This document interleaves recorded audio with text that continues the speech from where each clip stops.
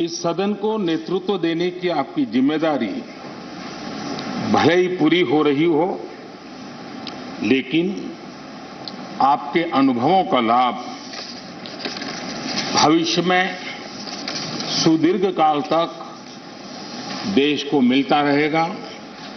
हम जैसे अनेक सार्वजनिक जीवन के कार्यकर्ताओं को भी मिलता रहेगा। आदरणीय सभापति महोदय, आजादी के अमृत महोत्सव में आज जब देश अपने अगले 25 वर्षों की नई यात्रा शुरू कर रहा है, तब देश का नेतृत्व भी एक तरह से एक नए युग के हाथों में है। हम सब जानते हैं कि इस बार हम एक ऐसी 15 अगस्त मना रहे हैं। क्या आप भी इस तरह की मछली की दुकान खोलना चाहते हो? आपको पता है ये हर महीने 60 लाख की मछलियां बेचते हैं। आपको भी करना है तो देरी किस बात की? फ्रीडम ऐप को अभी डाउनलोड कीजिए। जब देश के राष्ट्रपति, उपराष्ट्रपति, स्पीकर, प्रधानमंत्री सबके सब वो लोग हैं जो आजाद भारत में पैदा हुए हैं।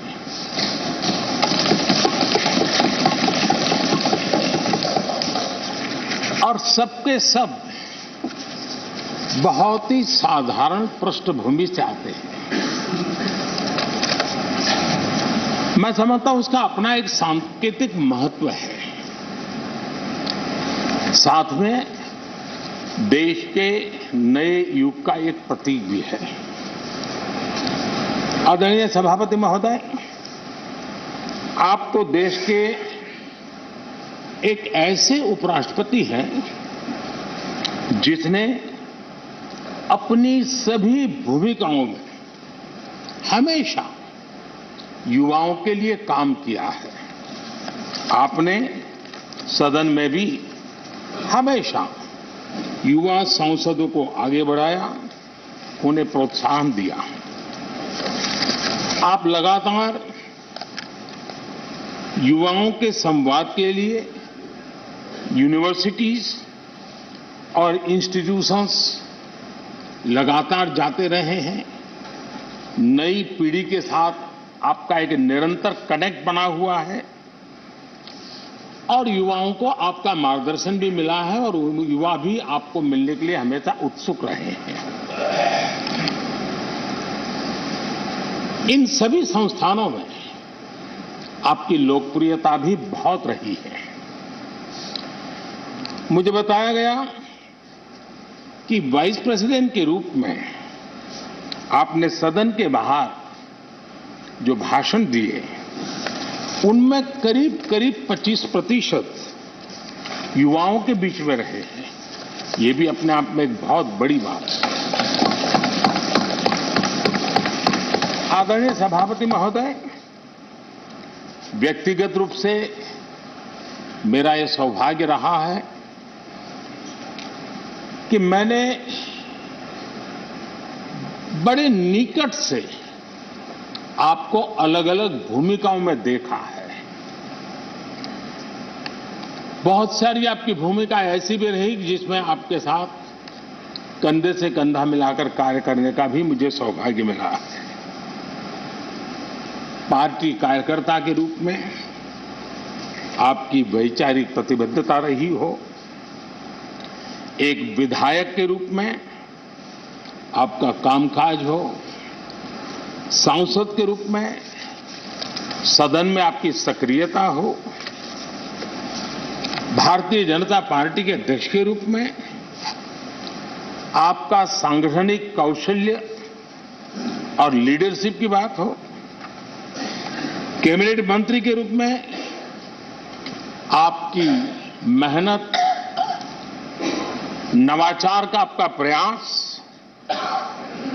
और उससे प्राप्त सफलताएं देश के लिए बहुत उपकारक रही है, या फिर उपराष्ट्रपति और सदन में के सभापति के रूप में आपकी गरिमा और आपकी निष्ठा। मैंने आपको अलग अलग जिम्मेदारियों में बड़े लगन से काम करते हुए देखा है। आपने कभी भी किसी भी काम को बोझ नहीं माना। आपने हर काम में नए प्राण फूंकने का प्रयास किया है। आपका जज्बा, आपकी लगन हम लोगों ने निरंतर देखी है। मैं इस सदन के जरिए प्रत्येक माननीय सांसद और देश के हर युवा से कहना चाहूंगा कि वो समाज, देश और लोकतंत्र के बारे में आपसे बहुत कुछ सीख सकते हैं।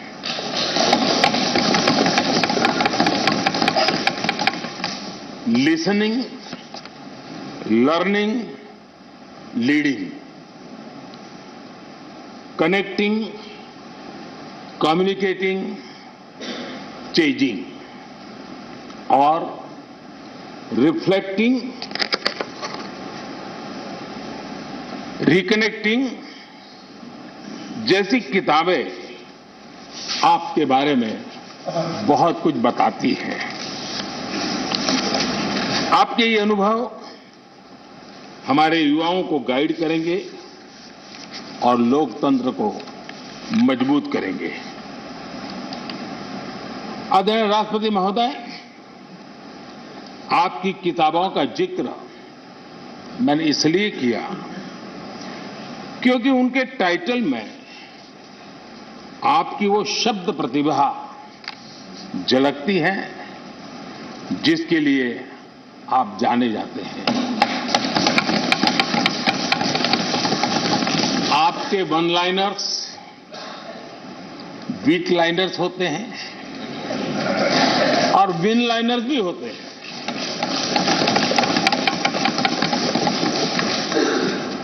यानी उसके बाद कुछ और कहने की जरूरत ही नहीं रह जाती।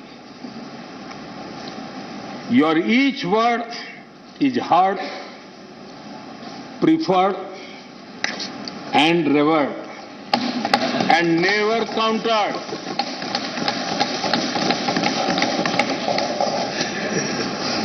कैसे कोई अपनी भाषा की ताकत के रूप में और सहजता से इस सामर्थ्य के लिए जाना जाए और उस कौशल से स्थितियों को दिशा मोड़ने का सामर्थ्य रखे।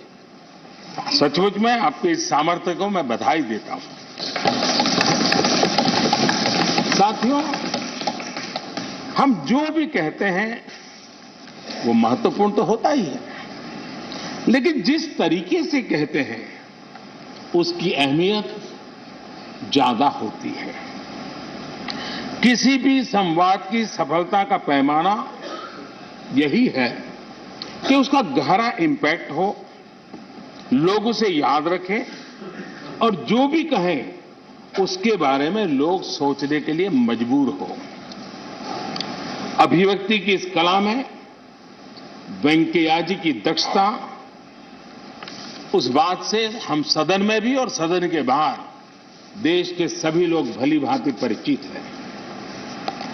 आपकी अभिव्यक्ति का अंदाज जितना बेबाक है उतना ही बेजोड़ भी है।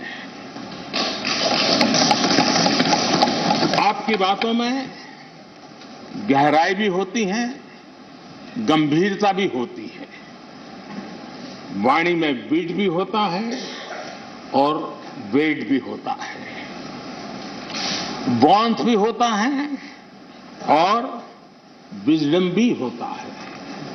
संवाद का आपका तरीका ऐसे ही किसी बात के मर्म को छू जाता है और सुनने में मधुर भी लगता है। आदरणीय सभापति महोदय, अपने दक्षिण में छात्र राजनीति करते हुए अपना राजनीतिक सफर शुरू किया था। तब लोग कहते थे कि जिस विचारधारा से आप जुड़े थे उसका और उस पार्टी का निकट भविष्य में तो दक्षिण में कोई सामर्थ्य नजर नहीं आता है, लेकिन आप एक सामान्य विद्यार्थी कार्यकर्ता से यात्रा शुरू करके और दक्षिण भारत से आते हुए उस पार्टी के राष्ट्रीय अध्यक्ष के शीर्ष पद तक पहुंचे, ये आपकी एक अविरत विचार निष्ठा, कर्तव्य निष्ठा और कर्म के प्रति समर्पण भाव का प्रतीक है। अगर हमारे पास देश के लिए भावनाएं हो, बात कहने की कला हो, भाषाई विविधता में आस्था हो, तो भाषा, क्षेत्र हमारे लिए कभी भी दीवार नहीं बनती हैं। ये आपने सिद्ध किया है। आदरणीय सभापति महोदय, आपकी कही एक बात बहुत लोगों को याद होगी, मुझे तो विशेष रूप से याद है। मैंने हमेशा सुना है आप मातृभाषा को लेकर के बहुत ही टची रहे हैं, बड़े आग्रही रहे हैं, लेकिन उस बात को कहने का आपका अंदाज भी बड़ा खूबसूरत है। जब आप कहते हैं कि मातृभाषा आंखों की रोशनी की तरह होती है, मातृभाषा आंखों की रोशनी की तरह होती है, और आप आगे कहते हैं और दूसरी भाषा चश्मे की तरह होती है। ऐसी भावना हृदय की गहराई से ही बाहर आती है। वेंकैया जी की मौजूदगी में सदन की कार्रवाई के दौरान हर भारतीय भाषा को विशिष्ट अहमियत दी गई है। आपने सदन में सभी भारतीय भाषाओं को आगे बढ़ाने के लिए काम किया। सदन में हमारी सभी 22 शेड्यूल लैंग्वेज में कोई भी माननीय सदस्य बोल सकता है, उसका इंतजाम आपने किया। आपकी ये प्रतिभा, आपकी ये निष्ठा आगे भी सदन के लिए एक गाइड के रूप में हमेशा हमेशा काम करेगी। कैसे संसदीय और शिष्ट तरीके से भाषा की मर्यादा में कोई भी अपनी बात प्रभावी ढंग से कह सकता है, इसके लिए आप प्रेरणापुंज बने रहेंगे।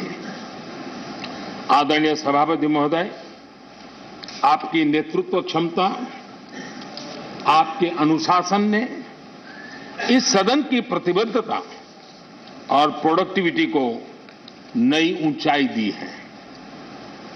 आपके कार्यकाल के वर्षों में राज्यसभा की प्रोडक्टिविटी 70% बढ़ी है।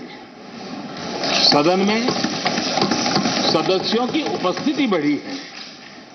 इस दौरान करीब करीब 177 बिल पास हुए या उन पर चर्चा हुई, जो अपने आप में कीर्तिमान है। आपके मार्गदर्शन में ऐसे कितने ही कानून बने हैं जो आधुनिक भारत की संकल्पना को साकार कर रहे हैं। आपने कितने ही ऐसे निर्णय लिए हैं जो अपर हाउस की अपवर्ड जर्नी के लिए याद किए जाएंगे। क्या आप भी इस तरह की मछली की दुकान खोलना चाहते हो? आपको पता है ये हर महीने 60 लाख की मछलियां बेचते हैं। आपको भी करना है तो देरी किस बात की? फ्रीडम ऐप को अभी डाउनलोड कीजिए।